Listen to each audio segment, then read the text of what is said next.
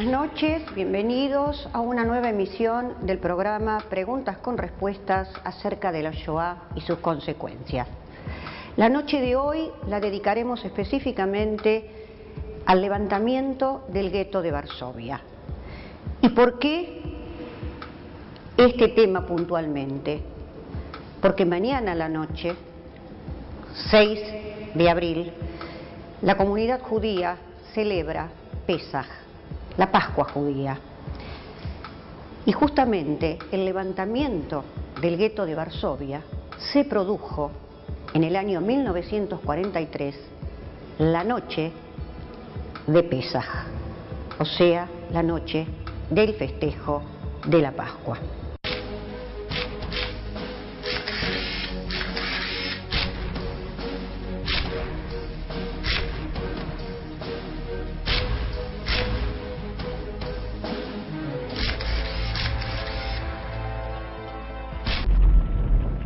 Me llamo Eugenia Unger, nací en Polonia, en Varsovia, 1926, 30 de abril. Nosotros hemos vivido muy bien en Polonia porque mi papá tenía un trabajo muy bueno, era un hombre que era director en mataderos. Nos sacaron de nuestras casas. Cuando estalló la guerra tuve 13 años.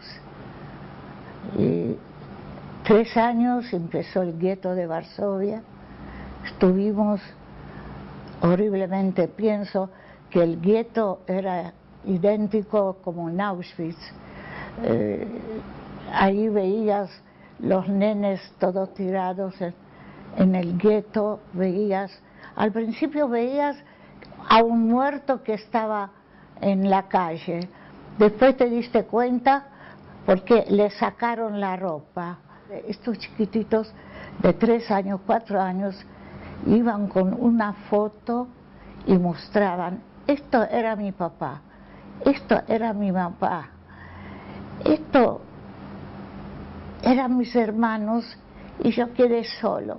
3 años, 2 años, y decían, nosotros tenemos una palanganita, nosotros tenemos mi cuchara, pero le pido que nos den de comer. Comenzaremos haciendo una pequeña reseña acerca de qué fue el gueto de Varsovia. El gueto de Varsovia fue el más grande de los guetos organizado en Polonia, en el centro de Varsovia, de la ciudad, y comprendía un radio aproximado de 10 kilómetros cuadrados que albergaba a entre 500.000 y 550.000 judíos. En cada uno de los edificios vivían aproximadamente 400 personas, o sea que el cálculo que podríamos hacer es 7 u 8 personas mínimo por habitación.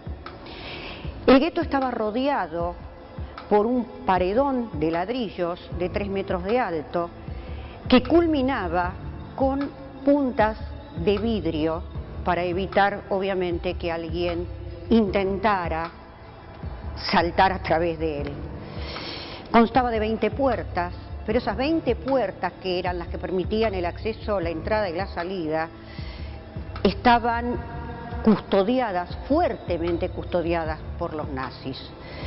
En 1940 esas puertas se cierran en forma definitiva y obviamente que la población hacinada en él carece de alimentos, carece de medicamentos, de calefacción, de higiene sanitaria, y comienzan a morir sobre todo aquellos que son más vulnerables, los niños y los ancianos.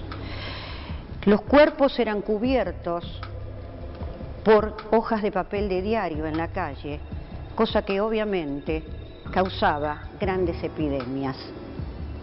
Resistían apenas con 200 calorías al día aquellos que podían lograrlas. Los alemanes habían prohibido terminantemente la entrada al gueto de carnes, de verdura, de pescado, de leche. Y uno se pregunta, ¿de qué se alimentaban? De los que podían contrabandear, o de lo contrario, de la cáscara de papa cocida y un poco de agua. El primer levantamiento del gueto se va a producir el 1 de enero de 1943. ¿Por qué? Porque aquí se produce una gran deportación de judíos, o sea, los nazis deportan a 5.000 judíos a los campos de exterminio. La heroica resistencia del gueto de Varsovia continúa. Las crueldades alemanas son espantosas. El mundo libre, el mundo de la justicia, permanece silencioso y apático. Es increíble. Doctor León Freiner, abril 1943. Yo pienso, ni nos dejaron llorar a los familiares, ni nos dieron tiempo para decir algo, porque fue tan rápido todo, tan rápido hicieron. Yo pienso que después nosotros ya íbamos tan desesperados. Me mataron 80 personas de mi familia, yo quedé sola. Pero hasta quedar sola, me quitaron mi familia, me quitaron mi casa, me quitaron todo más sagrado que uno tiene. Cada uno ya era tan desesperado, hacía búnkers bajo la tierra, arriba la tierra, acá se podía esconder un nene y sabía que tiene que esconderse, si no lo van a matar, igual lo mataron. Entonces se escondía al principio. Después que dijeron que hay que presentarse para transporte, esto fue tremendo, ¿no? Porque, ¿sabe qué hacían? Le daban 1 kilo de marmelada y 1 kilo pan o 2 kilos, y la gente que era tan hambrienta que se presentaba sola para la matanza, y después volvía este pan y esta mermelada de vuelta. Luego de esa primer revuelta o levantamiento del 1 de enero de 1943, la población judía del gueto tenía claro que los nazis iban a retornar, que se iban a tomar revancha. La escritora y sobreviviente Irena Klepfish nos dice lo siguiente: estas palabras están dedicadas a los que murieron, estas palabras están dedicadas a los que sobrevivieron. Y en estas palabras justamente ella lo que hace es honrar a su padre, que falleció durante el levantamiento del 20 de abril de 1943 y que desempeñó un papel sumamente importante en la fabricación de armamento en el gueto. Al igual que Israel Gutman, escritor, historiador, sobreviviente, eran miembros de un grupo de jóvenes judíos, hombres y mujeres, alrededor de 700, 750 en total, que se entrenaron y armaron lo mejor que pudieron y con los elementos que tuvieron a su alcance, con un solo objetivo: ofrecer resistencia al intento nazi de aniquilar a casi 60.000 judíos que quedaban en el gueto. En enero de 1943, Himmler ordenó la deportación, que yo les comentaba anteriormente, de 5.000 judíos. La resistencia judía lo impidió. Los nazis sabían que una resistencia importante, o sea, una nueva resistencia, se estaba gestando dentro del gueto. Por lo tanto, decidieron regresar la noche del 19 de abril de 1943, la noche de Pesaj, la noche de la Pascua judía. Me gustaría comentar que la Pascua judía, ¿en qué consiste? En la celebración del recuerdo de la libertad del pueblo hebreo de la esclavitud egipcia. Este fue el primer levantamiento urbano en la Europa ocupada por los nazis, entre los nazis obviamente y los judíos, que duró hasta el 16 de mayo de 1943. La batalla era obviamente desigual, tanto en cuanto a armamento se refiere como a personas. Podemos decir que cada 3 nazis había un judío para defenderse. Yo tenía 2 hermanos, una hermana, y seguramente después de 3 años, los chicos se rebelaron, mis hermanos seguro cayeron ahí, no sé, y mi papá y mi hermana vinieron diciendo que tenemos que salir de las casas. Esto fue ya final, porque antes fue el levantamiento del gueto de Varsovia, el 19 de abril, que al principio ellos eran amos y señores de donde entraban, porque al principio hicieron 100 calles, después hicieron 50 calles, después hicieron 10 calles, y en estas calles tenía que juntar toda la gente. Había un día que dijeron que los profesionales se presenten en calle Muranovsky, y ahí mataron todos médicos, mataron toda gente, ingenieros, todo mataron. Chicos como ustedes, 15, 16 años, empezaron a luchar. Porque gente grande ya ni tienen ganas de luchar, tiene que morirse igual, antes o después. Pero gente como ustedes tienen toda la vida por adelante. Empezaron a luchar, lucharon 5 semanas, salían por el agua, por el subsuelo de agua, ¿no? Y cuando llegaban a zona aria compraban un revólver, empezó a ser, yo te doy tus brillantes, tus pieles, yo te doy todo esto, dame un pedazo de pan. O pedían que le den armamentos. Al principio teníamos alambre, puertas de alambre. Después hicieron muros para todo el gueto. Después hicieron que no salga del gueto nadie, pusieron vidrio en todos lados. Así que de allí, cuando ya era racia, no encontraba a nadie de mi familia. Me llevaron transporte, tenía 15 años ya, me llevaron a Lublin Majdanek. Ahí colgaron una chica porque se escapó y nosotros estuvimos ahí trabajando. Piedras, llevamos piedras de un lado a otro, y después un día dijeron de Lublin, de Majdanek, van a hacer un transporte. Encontré unos amigos de mis hermanos. Mi hermano era doctor dentista, el otro era periodista, y mi hermana que cumplió secundaria. Después que pasó esto, nunca más volvía a nadie, no veía a nadie.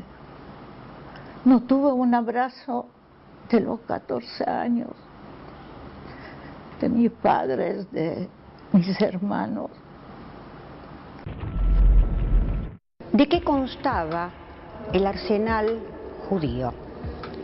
Pistolas, cócteles Molotov, rifles que habían logrado introducir en forma clandestina a través de las alcantarillas, o que habían logrado arrebatarles a los nazis en el momento del primer levantamiento en enero de ese mismo año. ¿Qué tácticas utilizaban estos jóvenes judíos? Las de guerrilla. O sea, utilizaban los escondites y de esta manera desconcertaban a los nazis, por supuesto que al principio. ¿Cómo reaccionaron los nazis frente a este levantamiento? Incendiando los edificios uno por uno, los que se encontraban dentro del gueto. La resistencia, de todos modos, la resistencia judía, fue de una gran envergadura. La derrota final judía comenzó el 8 de mayo, cuando destruyeron los cuarteles de la Organización de Lucha Judía. Hay que dejar claro que la derrota estaba cantada, era totalmente desigual un ejército y el otro. Estos cuarteles que fueron destruidos, que yo les comenté de la Organización de Lucha Judía, estaban situados en un búnker de la calle Mila. El 16 de mayo, Stroop, que era el general nazi a cargo de las tropas, declaró la victoria justamente alemana, diciendo lo siguiente: el barrio judío de Varsovia ya no existe. No podemos dejar de mencionar a los héroes y mentores de este levantamiento, de este acto heroico. Mordechai Anilevich, su comandante y organizador, tenía apenas 23 años. Murió en combate el 8 de mayo de 1943 y él dirigió personalmente los ataques. Antes de morir, escribió lo siguiente: el sueño de mi vida se ha convertido en realidad. He vivido para ver la resistencia judía en el gueto en toda su grandeza y gloria. Otro de los héroes fue Itzhak Zuckerman. Él fue uno de los fundadores de la Organización de Lucha Judía. Salió del gueto para unirse a los clandestinos polacos y hacerse con armas. Regresó nuevamente al gueto, a través, por supuesto, que de las alcantarillas, para rescatar a los sobrevivientes. Falleció en 1981. No podían dejar de faltar las mujeres. Zivia Lubetkin. Zivia sabía que los nazis volverían y logró escapar también por el alcantarillado y se unió a la resistencia que actuaba en la zona área de Varsovia. Y nos dice lo siguiente: habíamos sido testigos directos de la retirada de los conquistadores alemanes, asustados de un puñado de jóvenes judíos equipados solo con pistolas y algunas granadas de mano. Cuando nos sacaron del gueto, estaban todos sembrados de muerte. Ahí estaba mi primito, que el padre era un rabino y la madre, y él estaba de 7 años y decía, cuando pasamos, Geniusha, llévame, ¿no ves? Mi papá, mi mamá está muerta. Y cuando lo llevé conmigo, encontré a mi mamá, que tenía todo cortado acá. Este Lublin, cuando estuve ahí, nos llevaron a Birkenau, transporte, sin agua, sin estos transportes de vacas que viajan sin techos. Muy bien, bajamos en Birkenau. Ahí me quitaron mis pertenencias, me raparon el pelo y mi mamá la perdí en este momento. Encontré una que era conocida, checa. Entonces le dije, Editka, escúchame, me llevaron a mi mamá a cámara de gas, porque estos chicos que yo le conté que llevé de la manito, lo llevaron, dejaron en Lublin. sabemos, 1,5 millones de niños pobrecitos quemaron. No tenían ya tiempo de cámara de gas, hacían pozos y tiraban los nenes. Mire, ¿saben? A mí me marcó tanto, tanto, tanto. No es esta herida que tengo marca.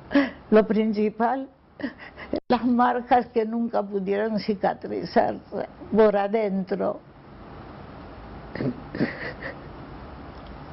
Muy bien, después nos llevaron a Birkenau. Entonces nos pusieron en los galpones en Birkenau. Y nosotros supimos, veíamos todos hombres, no había ni un hombre, pero rapado, y nos dieron esta scout. Al final de Birkenau preguntaron quién es mecánico. ¿Qué mecánico? ¿Qué sabía? No sabía llevarme un té. Entonces levanté la mano y desde este momento empecé a trabajar en la Unión. Unión era fábrica de granadas en Auschwitz. ¿Y cómo podías defenderse de ellos? Y estaban con estos perros. Yo tengo una herida de perro, pero ya 350 kilómetros después no supimos, yo presentía que nos llevan a matar, porque el rejunte fue de todos lados y nos llevaban de 5. Y yo estaba ahí con una amiga, Ana. Digo, Ana, ellos nos llevan para matar, ya ellos perdieron la guerra y vos querés que te maten.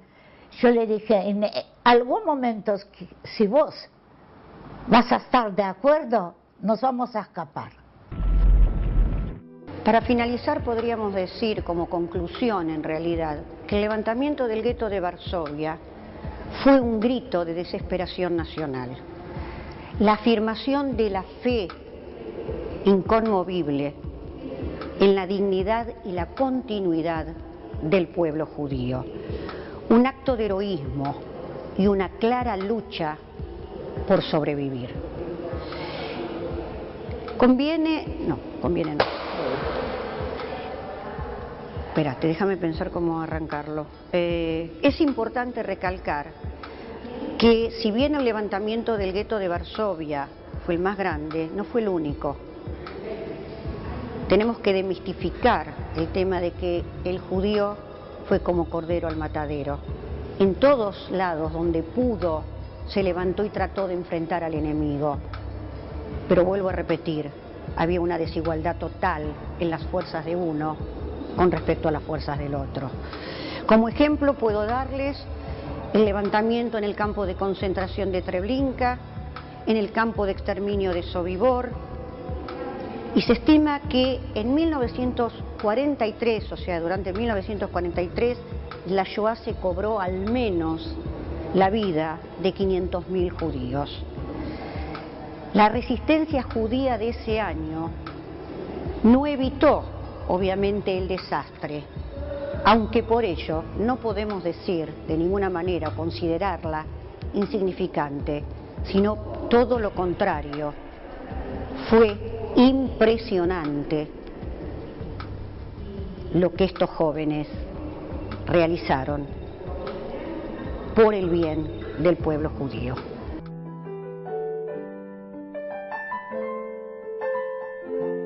Como siempre, el lenguaje de las órdenes nazis, como siempre, su idioma de mandones expertos, como siempre han venido hasta aquí para arrear a una parte del pueblo judío al matadero. Pero no, ya nunca resonará la voz de los nazis llevándose a judíos del gueto. Se pintarán con sangre los marcos de las puertas, con sangre de los libres luchadores postreros. En el gueto de Varsovia, en el mes de Nisan, de vecino a vecino se pasa la consigna: no dejará la sangre germana de correr mientras quede en el gueto un judío con vida. Para ellos, nunca más la mirada sumisa. Para ellos, nunca más los ojos implorantes. Solo el odio y la cólera y el goce infernal de enfrentarlos al fin y trabarse en combate. Escucha los disparos en mitad de la noche. Por caminos de sangre la muerte se avecina. Escucha que la historia va tocando a su fin con una gesta heroica en la noche de vigilia.